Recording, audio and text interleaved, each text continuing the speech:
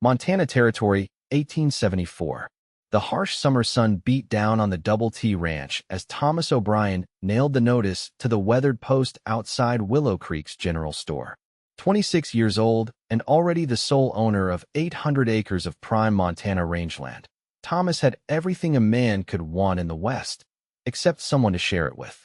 And right now, he needed a cook. A ranch hand who can't cook worth a damn is no use to anyone, he muttered to himself, hammering the final nail with more force than necessary. The words stared back at him in his careful handwriting. Wanted, ranch cook. Room and board provided. Inquire at Double T Ranch. Thomas stepped back, adjusting his Stetson against the glare.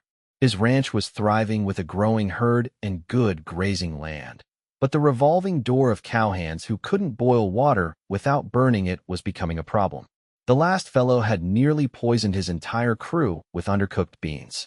As he mounted his chestnut gelding, Thomas gazed across the wide valley to the distant mountains. 6 years he'd been in Montana, building something from nothing after leaving home in Missouri with just a horse and $50 to his name. Now he had land, cattle, and men who respected him. It was everything he'd worked for. Yet as the miles stretched before him on the ride home, that familiar emptiness gnawed at his chest. Thomas had long ago convinced himself that the frontier was no place for sentiment. Love was a luxury he couldn't afford, not when survival demanded everything a man had. His parents' bitter marriage had taught him that much. His father had dragged his mother to one failing homestead after another until consumption took her, leaving nothing but resentment behind. No, Thomas said aloud to the empty trail. A man needs to stand alone out here. Anything else is just asking for trouble. The Double T came into view as the sun dipped toward the horizon. A sturdy 2-story ranch house, bunkhouse, barn, and corral spread across a gentle rise overlooking Elk Creek.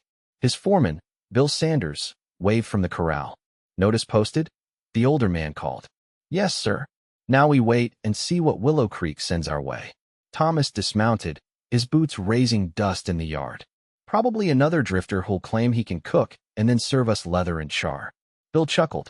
You're mighty particular for a bachelor, Tom. Just want things done right. Thomas led his horse to the trough. That's all.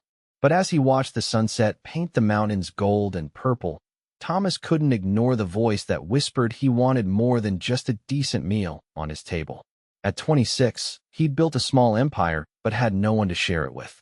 Sometimes, in the quiet of night when the ranch slept, the vastness of his empty house felt like a physical weight pressing down on him. Thomas shook off the thought. The frontier had no patience for such sentimentality. A man survived out here by focusing on what was real: land, cattle, water rights. Not daydreams about things that could never last. Little did Thomas know that 50 miles east in Willow Creek, 23-year-old Zara O'Malley was putting her 3 children to bed in the tiny room above the millinery shop, where she'd taken work after her husband's death 6 months earlier. As she kissed each small forehead, Michael age 6, Elizabeth age 4, and baby James not yet 2, Zara wondered how much longer they could survive on her meager earnings. Tomorrow, she decided, she would check the notice board outside the general store. Perhaps Providence would finally smile on them all. The next morning brought clear skies and a buzz of activity to Willow Creek's Main Street. Zara hurried toward the general store, her worn blue calico dress brushing her ankles as she navigated the busy boardwalk. Her long honey blonde hair was neatly braided and pinned beneath a simple bonnet, and despite the hardships of recent months, her clear blue eyes and delicate features still turned heads. Mrs. Peterson at the millinery had agreed to watch the children, but only for an hour. Just long enough to check for any new positions, Zara had explained. Though both women knew the options for a young widow with 3 small children were severely limited. Zara paused at the notice board, scanning quickly past advertisements for livestock auctions and mining equipment. Her heart leapt when she spotted the freshly posted notice seeking a ranch cook. Room and board included. That alone would solve her most pressing problem. The millinery owner had made it clear that the room above the shop was temporary charity, not a permanent arrangement. But could she do it? Take her children to a strange ranch, cook for cowboys, start over again in an unfamiliar place? Her late husband Patrick had been a shopkeeper, not a rancher. What did she know of ranch life? Yet as she stared at the notice, Zara felt something stir within her. Determination, perhaps. Or desperation. Since Patrick's death from pneumonia last winter, she had learned that survival meant taking chances. She was a good cook. Her mother had taught her well. And the children needed stability, a roof that wouldn't be yanked away by the next bit of bad luck. By noon, Zara had made her decision. She borrowed Mrs. Peterson's ancient wagon and older horse, settled her 3 children in the back with their few belongings, and headed toward the Double T Ranch. "Where are we going, Mama?" Michael asked, his small hand clutching his sister's. "To meet a man about a cooking job," Zara replied, her knuckles white on the reins. "And if God is willing, perhaps a new home." The journey took nearly 3 hours, the wagon creaking over rutted trails as they climbed into the foothills. Baby James fussed in Elizabeth's arms, hungry and tired. When they finally crested a rise and saw the sprawling ranch below, Zara felt both relief and terror. This wasn't a small operation. This was prosperity, permanence, everything she'd lost when Patrick died. As the wagon rattled into the yard, Thomas emerged from the barn, wiping his hands on a rag. He stopped short, staring at the unexpected sight of a woman driving a wagon with children peering out from behind her. For a moment, no one spoke. "I've come about the cook position," Zara finally said, her voice stronger than she felt. Thomas approached slowly, his expression unreadable. Tall and broad-shouldered, with light brown hair and striking green eyes, he was younger and more handsome than Zara had expected. His clean-shaven face showed surprise, then confusion. "Ma'am, I think there's been a misunderstanding. I need a ranch cook. For the bunkhouse. For my men."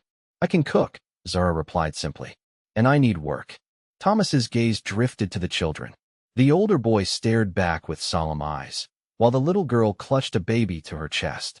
Something twisted in his chest, sympathy, perhaps, or recognition of their vulnerability. "You have children," he stated unnecessarily. "Yes. 3. Zara lifted her chin. "My husband died this past winter. We need a place to stay, and I'm an excellent cook." Thomas ran a hand through his hair, clearly unprepared for this situation. He'd expected some grizzled bachelor or perhaps a Chinese cook, like many ranches employed. Not a young widow with 3 small children. "I don't think," he began. "Please," Zara interrupted, then immediately pressed her lips together, embarrassed by the desperation in her voice. "Just let me prove myself. 1 week. If you're not satisfied with my cooking, we'll leave." Thomas looked at her, really looked. Despite her threadbare dress and the weariness around her eyes, there was a quiet dignity in the way she held herself. And those children. The boy was watching him carefully, protective even at his young age.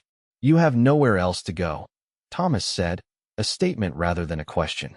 "We have options," Zara replied with more confidence than truth. But this seemed the best one. Something in her determination resonated with him. Hadn't he arrived in Montana with nothing but determination himself? Still, bringing a family onto his ranch went against everything he believed about keeping his life simple, uncomplicated. 1 week, he finally said, surprising himself as much as her. "The old foreman's cabin is empty. It's small but clean." Relief washed over Zara's face. "Thank you, Mr. O'Brien." "Thomas O'Brien." "Zara O'Malley. These are my children, Michael, Elizabeth, and James." Thomas nodded awkwardly to the children, then turned abruptly. "I'll show you the cabin. You can start with supper tonight. The men eat at 6. As he led the wagon toward a small cabin near the main house, Thomas silently questioned his decision. A widow and 3 children would complicate everything. The ranch was no place for a family, especially not his ranch, built on his belief that attachment only led to pain. Yet as he helped Zara down from the wagon, their hands briefly touching, something unfamiliar stirred in him. She was younger than he'd first thought, maybe early 20s, with a quiet beauty that hardship hadn't erased. For just a moment, Thomas allowed himself to wonder what it might be like to have a family at the Double T. Then he quickly buried the thought. 1 week, he reminded himself. Just 1 week, and then life would return to normal. But as Thomas walked back to the barn, he couldn't ignore the feeling that something fundamental had already shifted at the Double T Ranch, as surely as if the mountains themselves had moved. That evening, 12 hungry ranch hands filed into the bunkhouse dining area, their curious glances and whispers making it clear that news of the new cook had spread quickly. Thomas sat at the head of the table, uncomfortable with the situation but determined to maintain the normal routine. When Zara emerged from the kitchen carrying a large pot of beef stew, the room fell silent. She wore a clean apron over her blue dress, her hair now neatly braided down her back.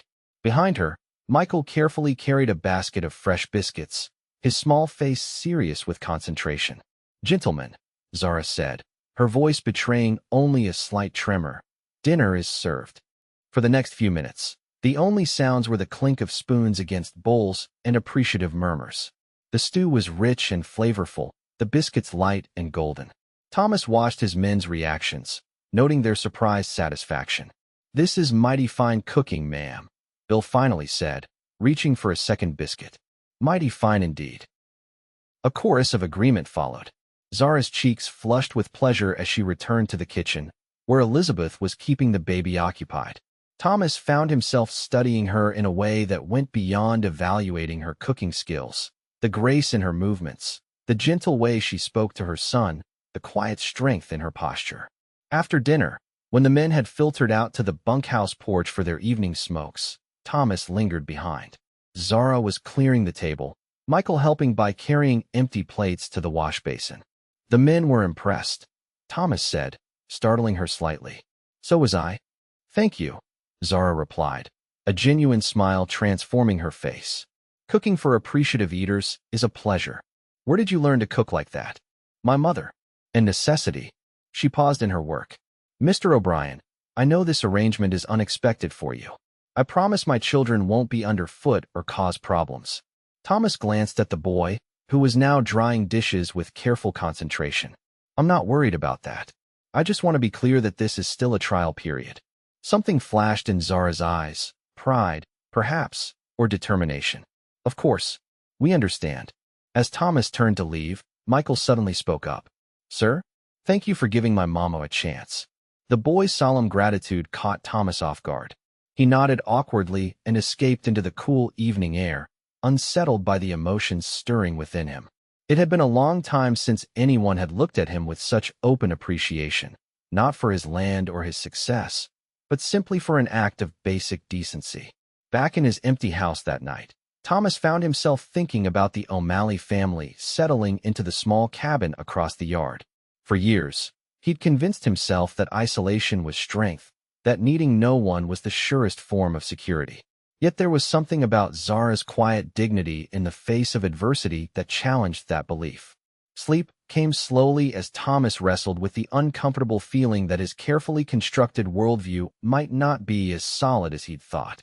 Over the next few days, life at the Double T developed a new rhythm. Zara proved herself not only an excellent cook, but also efficient and hardworking. She maintained clear boundaries, keeping her children close to the cabin when the men were working, but allowing them some freedom to explore during quiet times. Thomas found himself creating excuses to check on them. Did they have enough firewood? Was the pump working properly? Were there any repairs needed at the cabin? Each visit revealed a new facet of their family life. Elizabeth sitting on a blanket in the shade, practicing her letters, Michael earnestly helping his mother hang laundry, baby James taking wobbly steps while Zara encouraged him. On the fourth day, Thomas was returning from the north pasture when he spotted Michael sitting alone on the cabin steps, his small shoulders shaking with silent sobs. Thomas hesitated, then dismounted and approached cautiously. "Everything all right, son?" he asked, keeping a respectful distance. Michael quickly wiped his face with his sleeve. "Yes, sir." Thomas recognized the boy's attempt at stoic bravery all too well. "Sometimes things don't feel all right, though." After a moment's hesitation, Michael confessed. "I was thinking about my pa. Mama says it's okay to miss him, but not to let her see me cry because it makes her sad too." Thomas sat beside him on the step, careful to leave space between them. "Your mother's right that it's okay to miss him. I lost my ma when I was not much older than you." "Did you cry?" "Not where my pa could see. But I did." They sat in companionable silence for a moment before Michael asked, "Do you get lonely, Mr. O'Brien? In that big house all by yourself?" The innocent question struck Thomas with unexpected force. "I suppose I do sometimes," he admitted, surprising himself with his honesty. "Maybe you need a family," Michael suggested simply. Before Thomas could respond, Zara appeared at the door, baby James on her hip. She stopped short at the sight of them sitting together. "Michael, I've been looking for you," she said, her eyes moving curiously between her son and Thomas. "Is everything all right?" "Yes, ma'am," Thomas said, standing quickly. "Just having a man-to-man talk." Something warm flickered in Zara's expression. "I see. Well, thank you for that." She hesitated, then added, "We're having apple pie for dessert tonight. The children helped me pick apples from that old tree behind the barn." "Sounds wonderful," Thomas replied, suddenly aware of how domestic the conversation felt. "I should get back to work." As he rode away, Thomas couldn't shake Michael's words. "Maybe you need a family." The simplicity of the child's observation cut through years of self-protection. What if his belief that the frontier demanded solitude was wrong? What if connection wasn't weakness, but strength? That evening at dinner, Thomas found himself watching Zara more intently than before. The way she anticipated her children's needs without them asking. The gentle authority she maintained. The quiet competence with which she managed both her family and her new responsibilities. When she served the apple pie, their fingers brushed briefly as she handed him his plate. The simple contact sent an unexpected jolt through Thomas, and their eyes met for a moment longer than necessary. "Thank you," he said, meaning more than just the pie. "You're welcome," Zara replied softly, seeming to understand. Later, as Thomas walked back to his house under a sky brilliant with stars, he realized with startling clarity that the trial week was almost over, and the thought of Zara and her children leaving filled him with dread. The next morning brought dark clouds and the promise of a severe storm. Thomas had just finished giving instructions to his men about securing the livestock when Bill approached him privately. "Tom, there's something you should know," the foreman said, his weathered face serious. "Been hearing talk in town about a fella asking after a young widow with 3 children. Thomas felt a chill that had nothing to do with the approaching weather. "What kind of talk?" "Seems her husband owed some gambling debts. This fella claims he holds the markers and that the widow's responsible for payment now." "That's not legal," Thomas said sharply. "Legal don't always matter out here," Bill replied with a shrug. "Just thought you should know." Thomas thanked him and strode toward the cabin, concern building with each step. He found Zara hanging laundry before the rain came, the children playing nearby under the watchful eye of Elizabeth, who seemed older than her years. "Mrs. O'Malley, could I have a word?" Thomas asked. Zara nodded, instructing Elizabeth to watch her brothers for a moment. She followed Thomas to the edge of the yard, her expression guarded. "Is something wrong, Mr. O'Brien?" "I'm not sure. Did your husband have gambling debts you're aware of?" The color drained from Zara's face. She glanced back at her children, then met Thomas's gaze directly. "Patrick had weaknesses. I discovered after his death that he had borrowed money. A man named Walton claimed Patrick owed him $300. "Is that why you left town?" Zara's chin lifted slightly. "Partly. Walton suggested there were other ways I could pay the debt. I refused. The next day, we left." Anger surged through Thomas at the implication. "This man, is he dangerous?" "I don't know," Zara admitted. "But he was persistent. I hoped he wouldn't follow us this far." Thomas looked at the small family that had so quickly become important to him. In just a few days, they had brought life and warmth to the ranch in ways he hadn't realized were missing. "The week isn't up," he said finally, "but I've made my decision. The position is yours permanently, if you want it, and no one will threaten you or your children while you're under my roof." Relief and something deeper flooded Zara's expression. "Thank you," she whispered. "We accept." The first heavy raindrops began to fall as they stood looking at each other, the air charged with more than just the approaching storm. For the first time in years, Thomas felt the walls he'd built around himself beginning to crack. Later that afternoon, as the storm raged outside, Thomas sat in his study reviewing ledgers when a frantic knocking interrupted him. He opened the door to find Elizabeth, soaked and breathless. "Mr. O'Brien, Mama sent me. The roof is leaking bad, and baby James is getting a cough." Thomas immediately grabbed his coat. "Let's go." The cabin's roof had developed a serious leak, water streaming into the small bedroom where Zara was trying to shield James with a blanket. Michael was attempting to place buckets under the worst leaks. "This won't do," Thomas said after a quick assessment. "Gather what you need for the night. You'll stay in the main house until I can repair this properly." Zara hesitated. "We couldn't impose. It's not an imposition," Thomas interrupted firmly. It's the sensible thing to do. 20 minutes later, the O'Malley family was settled in Thomas's rarely used guest rooms. As he built up the fire in the main sitting room, Thomas noticed how right it felt to have them there. The house, usually so quiet and empty, was filled with life. Michael exploring the bookshelves, Elizabeth carefully examining a framed landscape on the wall, baby James babbling from his mother's lap. "I never thank you properly," Zara said quietly when the children were distracted. "Not just for today, but for taking us in when most would have turned us away." "I almost did," Thomas admitted. "I've spent years believing that the frontier is no place for attachments, that a man stands strongest when he stands alone." "And now?" Zara asked, her blue eyes searching his face. Thunder crashed outside, and baby James whimpered. Zara soothed him automatically, her hand gently rubbing his back.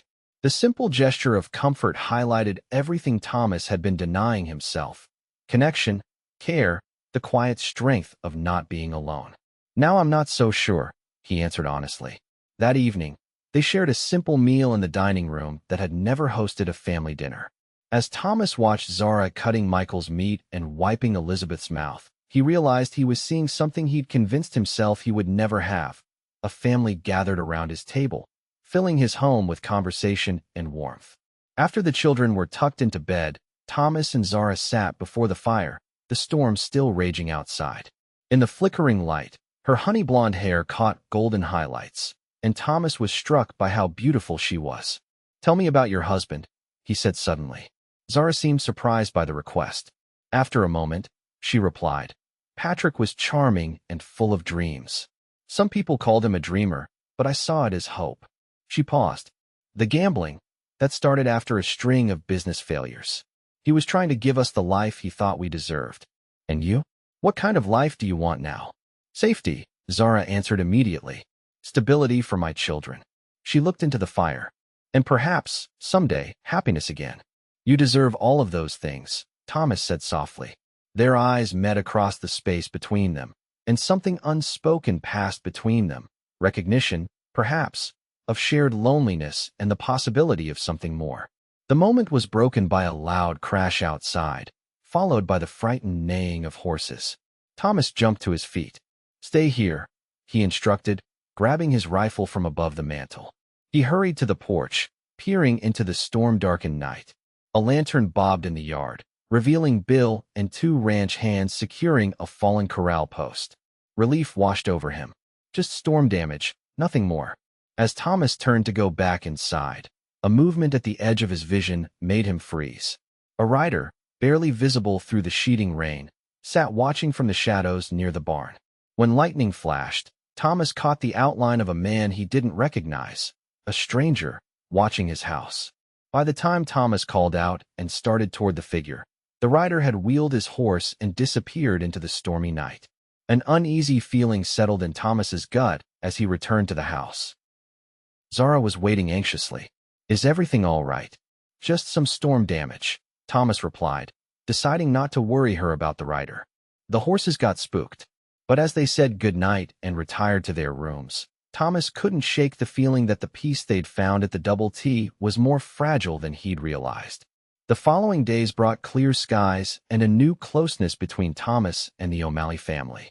After repairing the cabin roof, Thomas suggested they remain in the main house until we're sure the repairs will hold.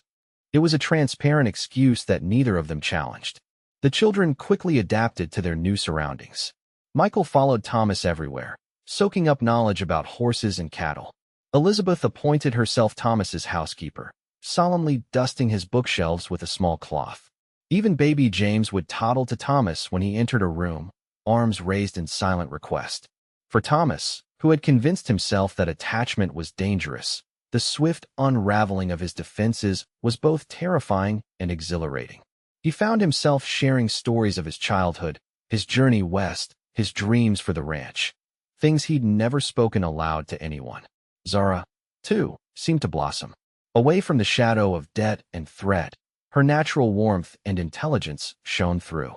She not only managed the cooking but also began organizing the chaotic household accounts Thomas had neglected, showing a keen mind for numbers. One evening, As they sat on the porch watching the sunset after the children were asleep, Thomas finally gathered his courage. "Zara, I need to ask you something." She turned to him, her face golden in the fading light. "Yes. These past 2 weeks, having you and the children here." Thomas struggled to find the right words. "It's made me realize how empty my life was before, how wrong I was about what matters out here." Hope flickered in Zara's eyes, but she remained silent, allowing him to continue. "I know it's too soon. I know you're still grieving Patrick. But I want you to know that He took a deep breath. "I'm falling in love with you. With all of you. And if you could ever consider." The sound of approaching hoofbeats cut him off. Thomas stood quickly, instinctively placing himself between Zara and whoever was riding toward the house. 3 riders emerged from the twilight shadows. The man in front was well-dressed in a city suit despite the dust of travel, with a handlebar mustache and cold eyes. Thomas knew immediately who it was. "Mrs. O'Malley," the man called without dismounting. "I believe you and I have unfinished business." Zara had gone pale, her hands gripping the porch railing. "Mr. Walton, how did you find me?" The man smiled unpleasantly. Money has a way of motivating people to remember details. Like which direction a pretty widow and 3 children traveled. Thomas stepped forward. "I don't know what you think Mrs. O'Malley owes you, but any business you have can be conducted through me." Walton assessed Thomas with narrow eyes. "And you are?" "Thomas O'Brien. This is my ranch." "Well, Mr. O'Brien, this woman's husband owed me $300. With interest, it's now $400. I aim to collect." Thomas didn't hesitate. "Wait here." He went inside, returning moments later with a cash box. He counted out $400 and held it out. "This settles any claim you think you have. Take it and leave my property." Walton dismounted and approached, taking the money with a smirk. "Seems you found yourself a wealthy protector, Mrs. O'Malley. Lucky woman." "The debt is paid," Thomas said coldly. "You won't be welcome here again." Walton pocketed the money, his gaze shifting between Thomas and Zara with calculating interest. "Interesting arrangement you've made here." "There's nothing interesting about it," Thomas replied. "Good night, Mr. Walton." For a moment, it seemed Walton might say more, but finally he tipped his hat mockingly. "Ma'am, Mr. O'Brien." He mounted his horse and led his men away, but not before casting a final, assessing glance at the house. When they were gone, Zara turned to Thomas, distress evident in her face. "I can't let you pay Patrick's debts. I'll find a way to repay you." Thomas took her hands in his. "There's nothing to repay. I would give 10 times that amount to ensure your peace of mind." "Why?" Zara whispered, searching his face. "Why would you do that for us?" "Because," Thomas said simply, "you've shown me that what I thought was strength, standing alone, was actually the easy path. Real courage is opening yourself to others, risking pain for the chance of something more." He squeezed her hands gently. "You and the children have brought life to this ranch, Zara. To me." Tears glistened in Zara's eyes. "I never expected to find this again. After Patrick died, I thought that part of my life was over. And now I'm afraid to hope," she admitted. "The frontier has taught me how quickly happiness can be snatched away." Thomas understood her fear all too well. It was the same fear that had kept him isolated for years. Perhaps that's why we need to hold on to it more tightly when we find it. As they stood together in the gathering darkness, the possibility of a shared future seemed both terrifying and inevitable. Neither of them noticed the distant rider watching from the hillside, or suspected that Walton's departure wasn't the end of their troubles, but merely the beginning. The next 2 weeks passed in a haze of domestic contentment. The O'Malleys remained in the main house, no longer even pretending it was temporary. Thomas and Zara fell into a comfortable routine that felt remarkably like a real marriage, sharing meals, discussing ranch business, watching over the children together. Though nothing had been formally declared between them, the ranch hands exchanged knowing glances whenever they saw Thomas carrying Elizabeth on his shoulders or teaching Michael to ride. Even Bill, typically taciturn, remarked that the boss seemed 10 years younger these days. One Sunday afternoon, Thomas took the entire family on a picnic to his favorite spot on the property, a grassy knoll overlooking both the ranch buildings and the distant mountains. While the children played nearby, Thomas and Zara sat side by side on the blanket, their shoulders touching. "I've been thinking," Thomas said, watching Michael show Elizabeth how to make a grass whistle. The fall cattle drive is coming up in a few weeks. I usually go, but this year. You're worried about leaving us, Zara finished for him. Yes. Thomas turned to face her. Zara, I know this has all happened quickly, but I want to make things official between us. I want to marry you, to adopt the children legally, to be a real family. Joy bloomed across Zara's face. Are you certain? The children, they can be a handful. I've never been more certain of anything. Thomas replied, taking her hand. I love you, Zara, and I love them. These past weeks have shown me what I was missing all along. Zara leaned forward and kissed him softly. Yes, she whispered against his lips. Yes, we'll marry you. Their moment of happiness was interrupted by Michael's excited shout as he came running toward them. Mama, Thomas, look what I found. He opened his small fist to reveal a perfect arrowhead. Thomas examined it with appropriate admiration. That's a fine find, son. The Blackfoot used to hunt these hills. Could I be your son for real? Michael asked suddenly, his young face serious. After you marry Mama? Thomas felt his throat tighten with emotion. I would be honored, Michael. Nothing would make me prouder than to call you my son. That evening, as they celebrated their engagement with a special dinner, Thomas found himself marveling at how completely his worldview had transformed. The man who had believed that the frontier demanded isolation now understood that true survival meant building connections, creating a family strong enough to weather whatever hardships came. After dinner, Thomas walked outside to check on a disturbance among the horses. The night was clear and still, stars scattered like diamonds across the black velvet sky. As he approached the corral, a voice spoke from the shadows. Pretty picture you've got yourself there, O'Brien. Woman, children, happy home. Thomas spun around to see Walton emerging from beside the barn, a pistol held casually at his side. I told you not to come back here, Thomas said evenly, acutely aware of being unarmed. Walton smiled unpleasantly. I got to thinking after our last meeting. $400 seemed awful generous for a woman who's just your cook. Then I asked around. Seems you're quite the success story. 800 acres, growing herd, money in the bank. A man like that could be worth pursuing for a clever widow. You're talking nonsense, Thomas said coldly. And trespassing on my land. Am I? I think your pretty widow might be running a confidence game. Did she tell you how her husband really died? It wasn't pneumonia. Thomas felt a cold weight settle in his stomach. What are you talking about? Patrick O'Malley got caught cheating at cards. The man he cheated shot him. Walton stepped closer. She's been running from that story ever since. Makes you wonder what else she might be hiding. Whatever game you're playing, it won't work, Thomas replied, though doubt had crept into his mind. Leave my property now, or I'll have my men remove you. Walton holstered his pistol with deliberate slowness. Just offering friendly advice, neighbor to neighbor. Might be worth asking your intended bride about the real circumstances of her husband's death, and maybe why she's so eager to marry a man she's known less than a month. He tipped his hat mockingly. Good evening, O'Brien. Thomas watched him ride away, trying to ignore the seed of doubt Walton had planted. Zara had been vague about Patrick's final days. Could there be truth in Walton's words?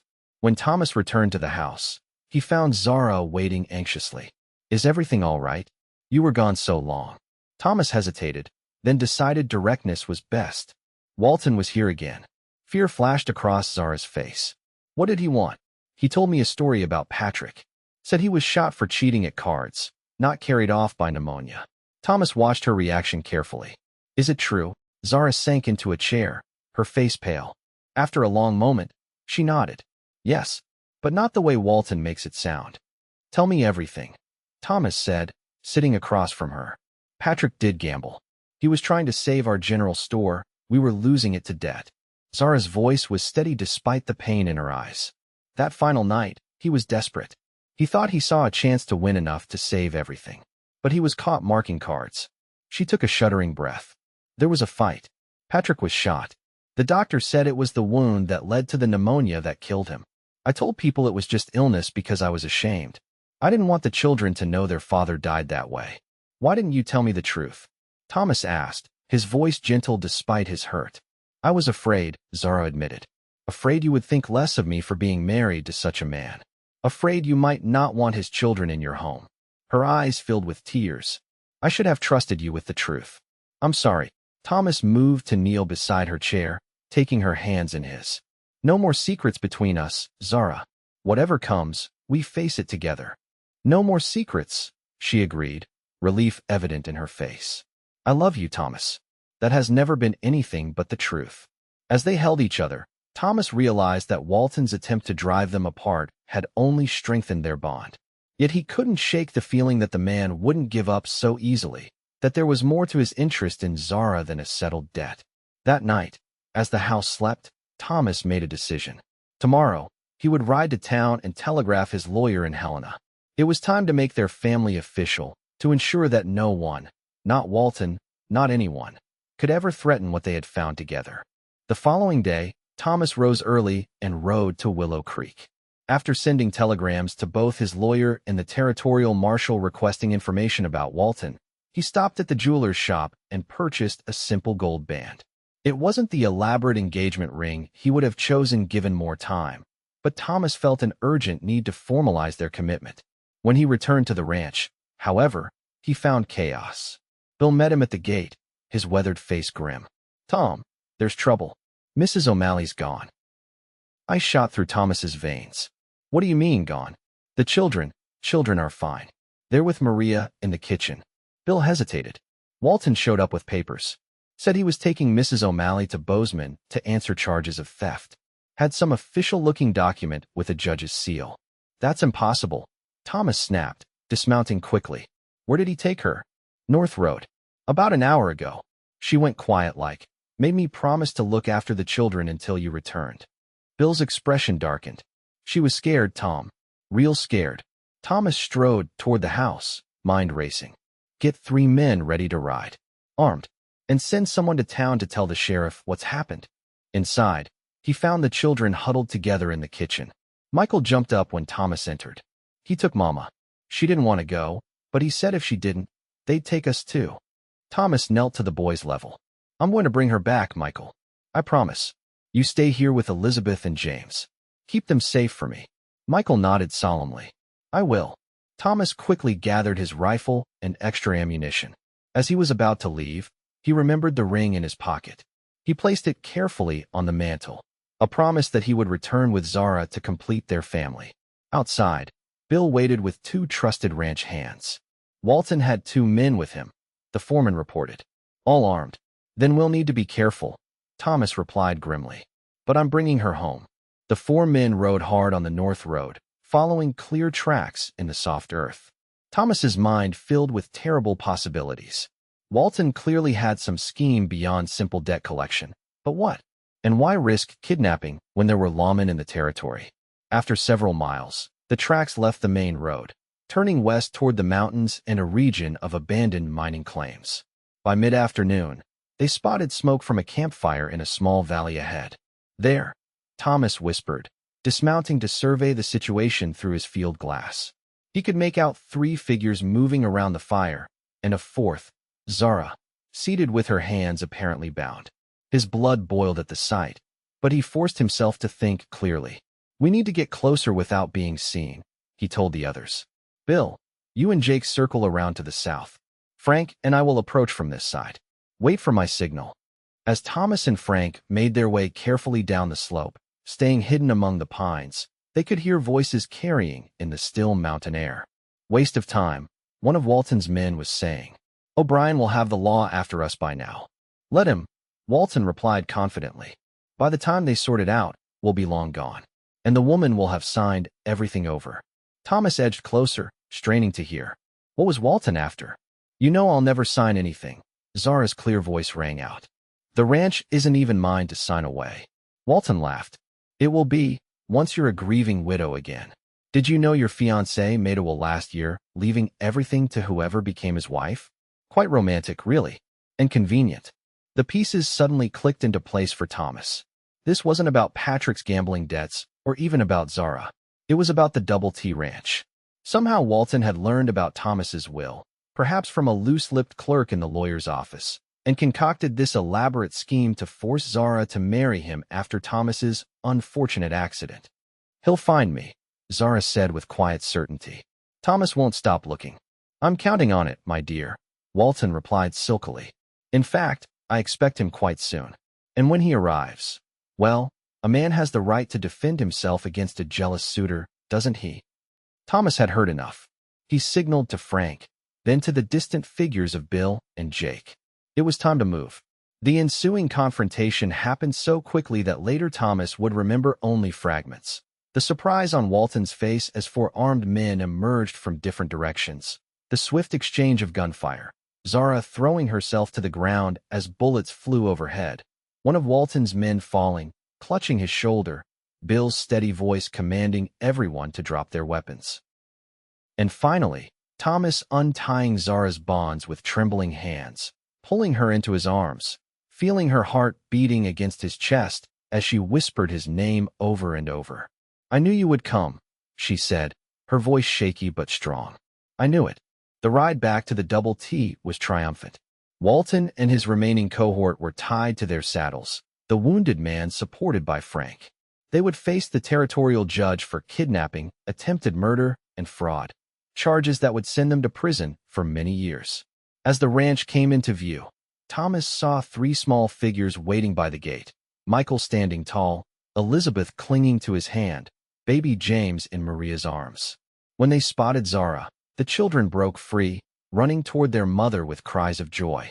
That night, after the children were asleep and Walton and his men secured in the Willow Creek jail, Thomas and Zara sat before the fire in what had truly become their home. "I thought I might lose you today," Thomas said, holding her close, "when I realized what Walton was planning." "But you didn't lose me," Zara replied softly. "You found me, just as I found you when I answered that notice for a ranch cook."